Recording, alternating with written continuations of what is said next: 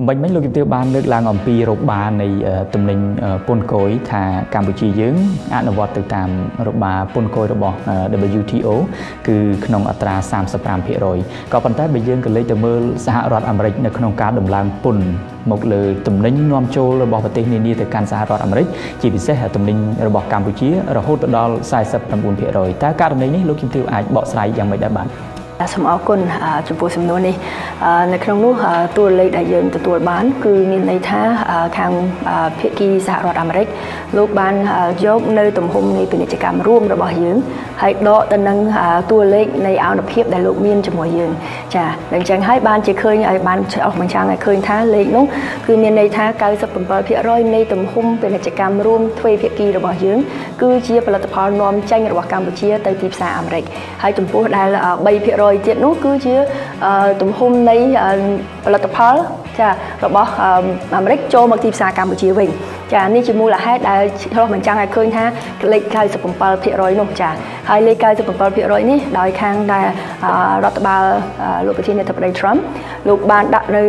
discount tariff rate ចានៃការបន្ថយពន្ធអញ្ចឹងហើយបានជាកាត់ពាក់កណ្ដាលហើយពាក់កណ្ដាលនេះគឺគ្រប់នៃបន្ទាត់ពន្ធទាំងអស់នៅក្នុងប្រទេសដែលផ្សេងទៀតដែលជាប់ក្នុងករណីផាកប្រហែលនៅកម្ពុជាអញ្ចឹងចានៅក្នុងនោះអញ្ចឹងហើយបានពី97មកនៅ49នេះឯងចាហើយយើងឃើញថានេះគឺវាផ្សំទៅនៅលើទំហំ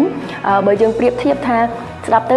49%សម្រាប់កម្ពុជាខ្ពស់ណាស់ចាហេតុអ្វីកម្ពុជាខ្ពស់ជាងគេពីព្រោះអីមកពីទំហំដែលខ្ញុំបានជម្រាបជូនអញ្ចឹងអនុភាពដែល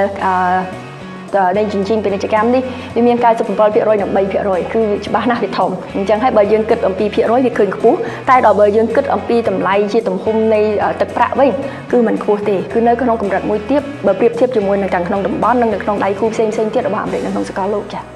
សូមអរគុណលោកនាយករដ្ឋមន្ត្រីដែលបានបញ្យល់ជូនដល់ទូតទស្សនិកជនរបស់យើងទាក់ទងទៅនឹងការដំឡើងពន្ធគយជាពិសេសលើទំនិញនាំចូលរបស់កម្ពុជាទៅកាន់សហរដ្ឋអាមេរិកហើយលោកនាយកក៏បានបកស្រាយយ៉ាងច្បាស់ផងដែរថាទាក់ទងទៅនឹងការដំឡើងពន្ធដែលនាំចូលពីអាមេរិកមកកាន់កម្ពុជានេះគឺបន្ទាប់នៃការគិតពន្ធគឺត្រឹមតែ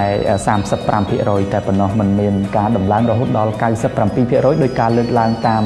បណ្ដាញព័ត៌មានឬក៏បណ្ដាញសង្គមមួយចំនួននោះទេហើយមិញលោកនាយកក៏បានលើកឡើងអំពីផលប៉ះពាល់ថាតើប៉ះពាល់ដែលខ្លាំងជាងគេគឺអ្នកប្រើប្រាស់អ្នកបញ្ជាទិញគឺជាពលរដ្ឋរបស់សហរដ្ឋអាមេរិកទៅវិញទេ